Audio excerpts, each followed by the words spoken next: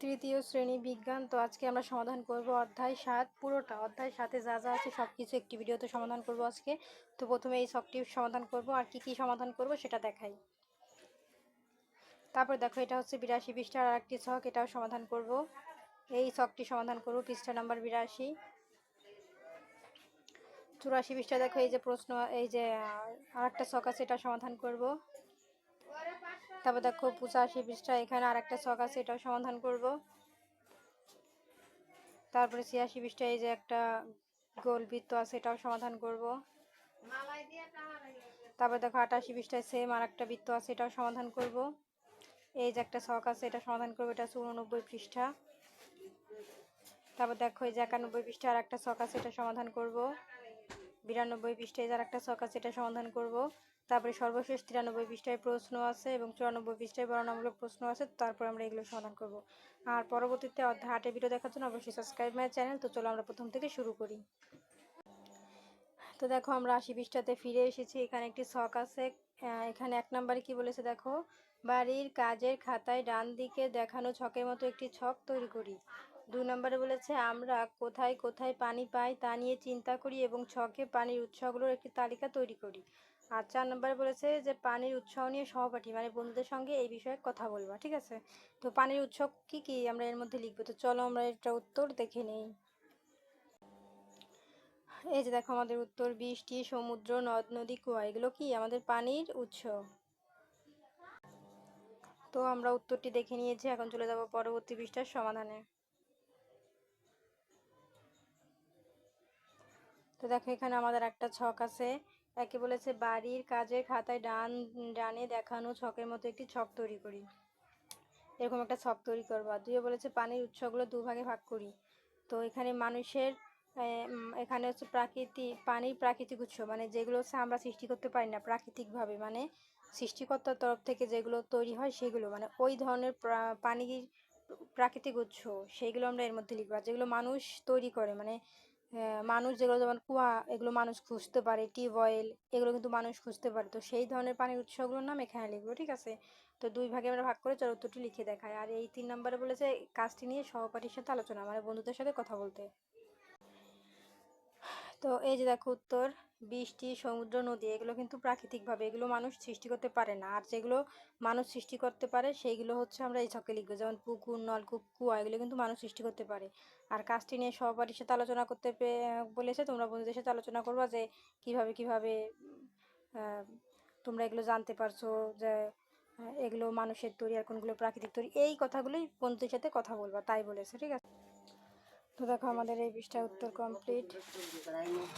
এখন চলে যাব পরবর্তীতে। দেখো এখানে আর একটা ছক আছে, এখানে লেখা আছে নিচের মতো করে একটি ছক নিজ নিজ খাতায় আঁকি। তো এখানে মিঠা বা স্বাদু পানির উৎস এখানে লিখবো, লবণাক্ত পানির উৎস আমরা এর মধ্যে লিখবো। ঠিক আছে, তো দেখো এখানে আমাদের কি বলেছে, নিচের ও পরের পৃষ্ঠার ছবি দেখে মিঠা বা স্বাদু ও লবণাক্ত পানির উৎস খুঁজে বের করে ছকে লিখি। তো এর মধ্যে থেকে কোনগুলো মিঠা পানি বা স্বাদু পানি সেগুলো আমরা এর মধ্যে লিখবো, আর কোনগুলো লবণাক্ত পানি এর ভিতর থেকে সেগুলো আমরা এর মধ্যে লিখবো। তো চলো উত্তরটি দেখে নেই। তো এই যে দেখো উত্তর, মিঠা পানি কি, এই যে কুয়া, নলকূপ, পানির কল, পুকুর, নদী, খাল, বিল। আর লবণাক্ত পানি হচ্ছে সমুদ্র। আর আমাদের দেখো বন্ধুদের সাথে আলোচনা করার কথা বলেছিল, এই দেখো এইভাবে তারা বন্ধুদের সাথে কথা বলেছে এই বিষয়ে। তো তোমরা চাইলে এই কথাটাও লিখে দিতে পারো বা নিজেদের মতো গল্প করতে পারো যে মিঠা পানি বা লবণাক্ত পানি নিয়ে। ঠিক আছে, তো দেখো আমাদের এটা উত্তর কমপ্লিট। এখন চলে যাবো পরবর্তী পৃষ্ঠার সমাধানে। তো এখানে আমাদের আর একটা ছক আছে, এখানে কি লেখা আছে দেখো, কোন উৎসের পানি পান করা উপযোগী এবং কোন উৎসের পানি পান করা উপযোগী নয় তা খুঁজে বের করে ছকে লিখি। তো এখানে পান করার উপযোগী পানি এখানে লিখবো, আর যেগুলো পানির অযোগ্য পানি সেগুলো আমরা এর মধ্যে লিখবো। চলো উত্তরটি দেখে নেই। তো দেখো এই যে উত্তর, উপযোগী পানি কোনগুলো, ফুটানো পানি, সবুজ রং করা নলকূপের পানি, বোতলে প্রক্রিয়াজাত পানি। আর অযোগ্য পানি কোনগুলো, পুকুরের পানি, নদীর দূষিত পানি, লাল রং করা নলকূপের পানি। তো দেখো আমাদের এটা উত্তর কমপ্লিট। এখন আমরা চলে যাবো পরবর্তী পৃষ্ঠার সমাধানে। তো এখানে আর একটা ছক আছে, দেখো কি লেখা আছে, বাড়ির কাজের খাতায় নিচের মতো একটি ছক আঁকি। তো এরকম একটা ছক আঁকবা, কি কি কাজে পানি ব্যবহার করি সে সম্পর্কে চিন্তা করি ও ধারণাগুলো ছকে লিখি। তো কি কি কাজে পানি ব্যবহার করি সেগুলো আমরা এর মধ্যে লিখবো, এবং এই কাজগুলো নিয়ে আমরা বন্ধুদের সাথে আলোচনা করব, ঠিক আছে? তো তোমরা আলোচনা করে নিও। এই দেখো ছক এখানে দেওয়া আছে আমরা কি কি কাজে পানি ব্যবহার করি, তো এইগুলোর মধ্যে লিখে দিতে হবে। তো চলো আমরা উত্তরটা লিখে দেখাই। তো এই যে দেখো, দৈনন্দিন জীবনে পান করা, রান্না করা, থালা বাসন ধোয়া, গোসল করা, কাপড় ধোয়া, মেজে পরিষ্কার ইত্যাদি। কৃষিকাজে চাষাবাদ করা, ফসল ফলানো ও মৎস্য খামারে, কলকারখানায় বিদ্যুৎ উৎপাদনে। তো এই সব কাজে আমরা পানি ব্যবহার করি, ঠিক আছে? আর এটা নিয়ে কিন্তু সহপাঠী মানে বন্ধুদের সাথে আলোচনা করতে বলেছিল। তো তোমরা দেখো এখানে আলোচনা করা আছে, তোমরা এই বিষয় নিয়েও আলোচনা করতে পারো বা নিজেদের ইচ্ছা মতো করতে পারো। তো দেখো আমাদের এটা উত্তর কমপ্লিট। এখন আমরা চলে যাব পরবর্তী পৃষ্ঠার সমাধানে। তো এখানে ৮৬ পৃষ্ঠায় আমাদের একটি বৃত্ত আছে। তো দেখো এখানে কি বলেছে যে বাড়ির কাজে খাতায় পাশের চিত্রের মতো করে একটি ধারণা চিত্র আঁকি। তো এরকম একটা চিত্র আঁকবা।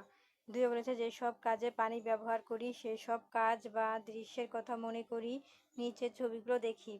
পানি না থাকলে কি হবে তা নিয়ে চিন্তা করি ও ধারণা চিত্রে লিখি। তো পানি না থাকলে কি হবে সেগুলো আমরা এর মধ্যে লিখবো। এবং তিনি বলেছে সহপাঠীদের সাথে আলোচনা করতে, মানে এই বিষয় নিয়ে এই উত্তরের বিষয় নিয়ে বন্ধুদের সাথে কথা বলবা, ঠিক আছে? তো চলো উত্তরটি দেখে নিই।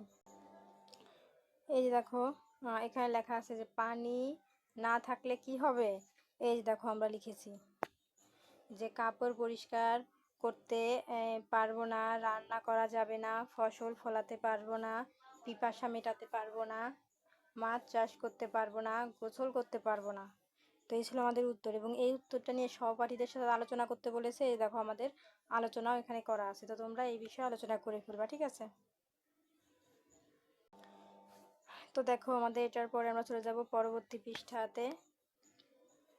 তো সেম আমাদের এখানে আর একটা ছক আছে যে বাড়ির কাজের খাতায় পাশের চিত্রের মতো একটি এরকম একটা চিত্র আঁকতে হবে। দুই, নিচের ছবিগুলো দেখে কখন এবং কিভাবে পানির অপচয় হয় তা নিয়ে চিন্তা করি এবং ধারণা চিত্র লিখি। তো পানি কিভাবে অপচয় হয় সেটা আমরা এর মধ্যে লিখব। আর এটা নিয়ে সহপাঠী মানে বন্ধুর সাথে আলোচনা করতে হবে। এই যে দেখো আমাদের এখানে ছবি দেওয়া আছে কিভাবে পানি অপচয় হয়। তো চলো আমরা উত্তরটি দেখে নিই।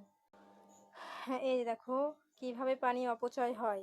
এই যে দাঁত ব্রাশ করার সময় পানির কল ছেড়ে রাখা, কাপড় ধোয়ার সময় পানির কল অপ্রয়োজনে ছেড়ে রাখা, গোসল করার সময় ঝর্ণা অপ্রয়োজনে ছেড়ে রাখা, হাত মুখ ধোয়ার পর পানির কল বন্ধ না করা, প্রয়োজনের অতিরিক্ত পানি ফেলে দেওয়া, পানির পাইপ বা নলে ছিদ্র থাকলে। তো এই ছিল আমাদের এটার সমাধান। তো দেখো আমাদের এটার উত্তর কমপ্লিট। এখন আমরা চলে যাব পরবর্তী পৃষ্ঠার সমাধানে। তো দেখো এখানে আমাদের কি লেখা আছে, নিচের মতো একটি ছক তৈরি করি। তো এরকম একটা ছক আঁকবা। বাড়ির বা বিদ্যালয়ের বিভিন্ন স্থানে কিভাবে পানি অপচয় হয় তা নিয়ে চিন্তা করি। ৩, দৈনন্দিন জীবনে পানির অপচয় রোধের উপায়গুলো ছকে লিখি। তো আমাদের প্রতিদিনের জীবনে পানির অপচয় আমরা কিভাবে করি সেগুলো রোধের উপায় কি আমরা এর মধ্যে লিখব। আর পাশে বলেছে সহপাঠীর সাথে আলোচনা করতে। তো তোমরা বন্ধুদের সাথে এই অপচয় রোধ বিষয়ে আলোচনা করবা। তো চলো আমরা এটা উত্তর দেখে নেই। এই যে দেখো আমাদের উত্তর, অপচয় রোধের উপায়। দাঁত ব্রাশ করার সময় পানির কল বন্ধ রাখা, হাত বা মুখ ধোয়ার পর পানির কল বন্ধ রাখা, থালা বাসন হাত পা ধোয়ার পর, গোসল করার সময় গোসলের ঝর্ণা ইত্যাদি অপ্রয়োজনে চালু না রাখা, পাত্রে পানি ভরে তারপর ব্যবহার করা। আর সহপাঠীর সাথে আলোচনা করতে বলেছিল। তো তোমরা এই রকমভাবে আলোচনা করে দিবা, ঠিক আছে? এখানে যা যা লেখা আছে ওই সেম এইখানেও যা লেখা থাকে এই বিষয়ে আলোচনা করতে হয়, ঠিক আছে? তো এই ছিল আমাদের উত্তর। তো দেখো আমাদের এই পৃষ্ঠা কমপ্লিট। এখন চলে যাব আমরা পরবর্তী পৃষ্ঠার সমাধানে। তো পরবর্তীতে এখানে একটা ছক আছে যে এখানে একে বলেছে উৎস অনুসারে ছবিগুলোকে নিচের ছকে সাজায়। এখানে প্রাকৃতিক উৎস, এখানে মানসিক তৈরি উৎস লিখতে হবে। কোনগুলো? এই যে দেখো এখানে কিছু ছবি দেওয়া আছে, এর মধ্যে থেকে কোনগুলো প্রাকৃতিক উৎস সেটা এখানে লিখবো, আর কোনগুলো মানুষের তৈরি সেগুলো আমরা এর মধ্যে লিখবো। যেমন এই তিনটা হচ্ছে মানুষের তৈরি, ঠিক আছে? আমরা এর মধ্যে লিখবো। আর এগুলো হচ্ছে প্রাকৃতিক তৈরি। তো চলো আমরা উত্তরটি দেখে নিই।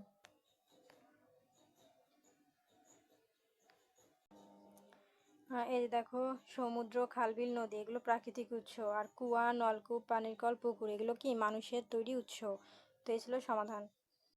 তো দেখো প্রিয় শিক্ষার্থীরা আমাদের এটা উত্তর কমপ্লিট। এখন চলে যাব 2 নম্বরে। দেখো 2 নম্বরে কি বলেছে, নিচের ছকে পানির উৎসগুলোকে সাজায় এবং কারণ লিখি। তো এখানে পুকুর, উৎস হচ্ছে পুকুর, নদী, সমুদ্র, সবুজ রং চিহ্নিত নলকূপ। এখন পানির ধরন, পুকুরের পানি কি নিরাপদ নাকি অনিরাপদ? নিরাপদ হলে আমরা এইখানে লিখবো, আর অনিরাপদ হলে এখানে লিখবো। আর কেন নিরাপদ বা কেন অনিরাপদ তার কারণটা আমরা এর মধ্যে লিখবো। যেমন নদী, হ্যাঁ, নদী কি নিরাপদ নাকি অনিরাপদ? নদীর পানি যদি নিরাপদ হয় এই ঘরে লিখবো, আর যদি অনিরাপদ হয় তাহলে এই ঘরে লিখবো। এবং কেন নিরাপদ বা কেন অনিরাপদ সেই কারণটা আমরা এর মধ্যে লিখবো।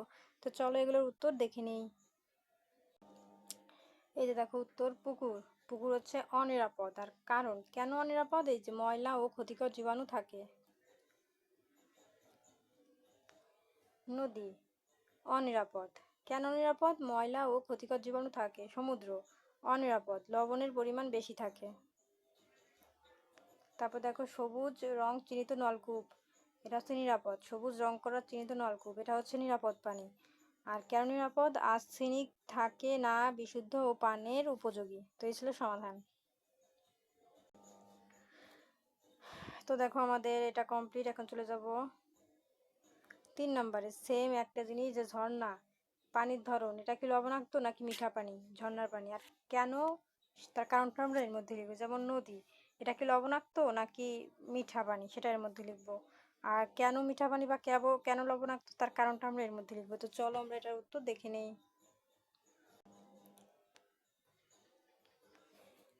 তো দেখো ঝর্ণা, ঝর্ণা হচ্ছে মিঠা পানি। আর কারণ মানে কেন মিঠা পানি, এই দেখো লবণ থাকে না। আর নদী, নদী হচ্ছে মিঠা পানি। আর কারণ কেন, এই যে লবণ থাকে না। সমুদ্র, এটা হচ্ছে লবণাক্ত, তাই লবণাক্ত ভাবে লিখবো। আর কেন এটা লবণাক্ত তার কারণটা, এই যে লবণ থাকে। আর সাগর, এটা লবণাক্ত, আর লবণাক্ত থাকে কারণ হবে। তো দেখো আমাদের 4 নম্বর ছকে কি লেখা আছে। পানির 6টি ব্যবহার নিচের ছকে লিখি। তো পানির ব্যবহারের 6টি ব্যবহার আমরা এর মধ্যে লিখবো। চলো উত্তরটি দেখে নিই।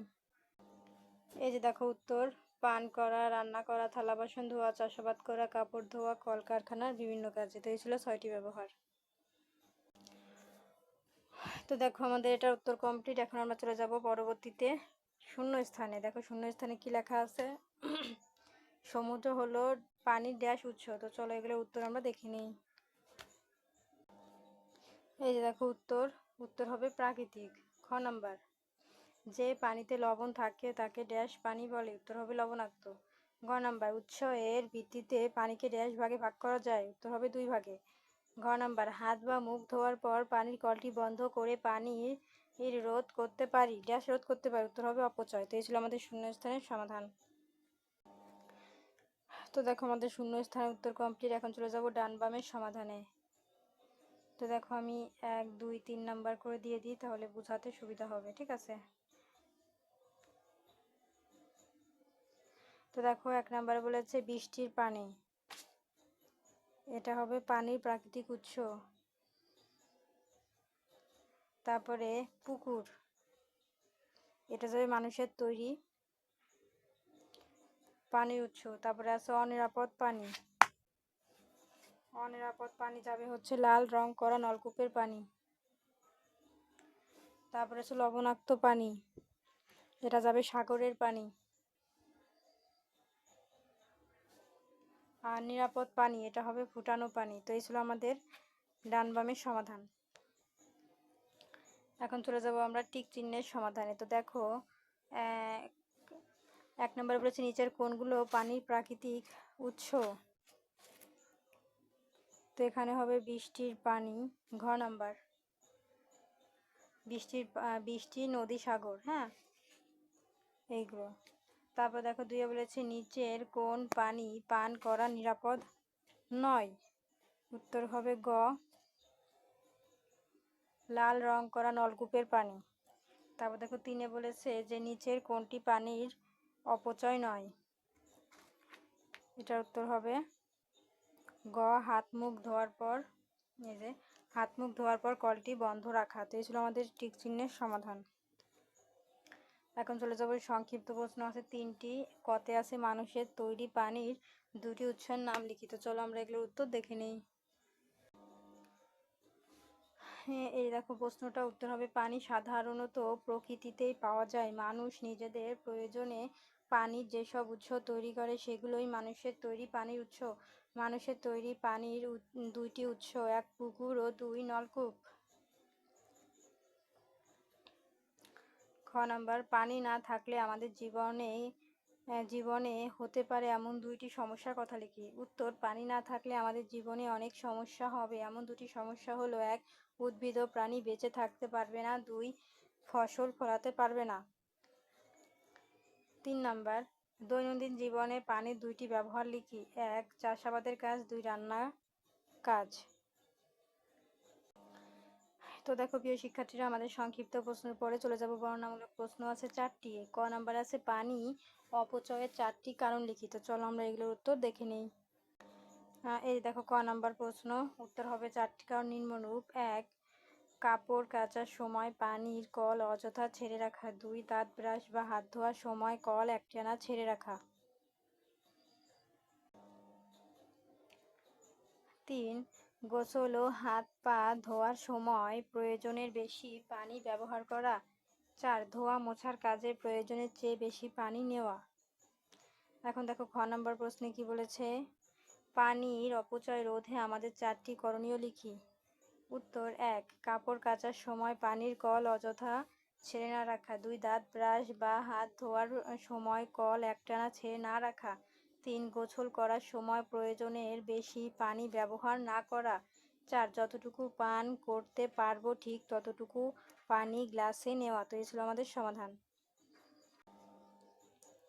এখন দেখো গ নাম্বারে কি বলেছে, লবণাক্ততার ভিত্তিতে নিচের পানির উৎসগুলোকে শ্রেণীকরণ করি। ঝর্ণা, নদী, পুকুর, সমুদ্র, মহাসাগর। তো লবণাক্ততা, এই কয়টা নদী পানির উৎসের ভিতরে কোনগুলো লবণাক্ত বা নোনা পানি আর কোনগুলো স্বাদু বা মিঠা পানি, সেগুলো আমাদের বের করতে হবে। যেমন সমুদ্র আর মহাসাগর, এগুলো হচ্ছে লবণাক্ত বা নোনা পানি। আর স্বাদু বা মিঠা পানি কোনগুলো? ঝর্ণা, নদী, পুকুর। ঠিক আছে, এখন চলে যাবো ঘ নাম্বারে। পানির অপচয় রোধ করা কেন প্রয়োজন? উত্তর, পৃথিবীতে প্রচুর পরিমাণে পানি থাকলেও পানের যোগ্য পানি খুবই কম। আমাদের জনসংখ্যা যত বাড়ছে, মানুষ তত বেশি পরিমাণে পানি ব্যবহার করছে, তাই ব্যবহারযোগ্য পানির পরিমাণ কমে যাচ্ছে। এজন্য পানির যথাযথ ব্যবহারে আমাদের অধিক যত্নশীল হওয়া প্রয়োজন। তাই প্রয়োজনের চাইতে অধিক পানি কোনোভাবেই অপচয় করা উচিত নয়। তো এই ছিল আমাদের সমাধান। তো দেখো আমাদের উত্তর কমপ্লিট। তো পরবর্তীতে অধ্যায় 8-এর সমাধান দেখার জন্য অবশ্যই সাবস্ক্রাইব মাই চ্যানেল।